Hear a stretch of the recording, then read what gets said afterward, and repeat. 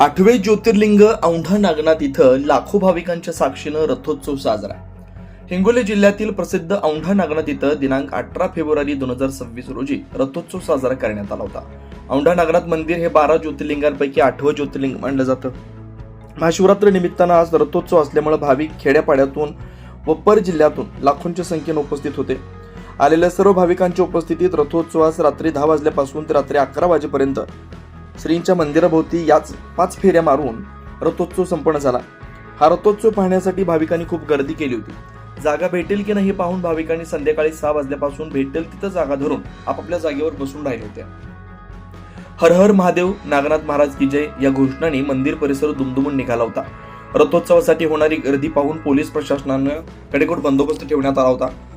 Police अधीक्षक निलाभ Rohan, police उपअधीक्षक राजकुमार केंद्रे, डीवायएसपी कुंदन कुमार वाघमारे यांच्या मार्गदर्शनाखाली औंढा पोलीस स्टेशनचे पोलीस निरीक्षक GS अहिरे, सहाय्यक पोलीस उपनिरीक्षक शेख, सहाय्यक पोलीस उपनिरीक्षक दत्त कानगुडे, पोलीस उपनिरीक्षक अफसर Pathan, Wasim Pathan, ASI VG Khandare, PSI गंधकवाड, PSI केंद्रे, PSI रेणकुळे, महिला पोलीस अंमलदार भुसे तसेच बॉम्ब शोधक पथक तैनात करण्यात आलं होतं.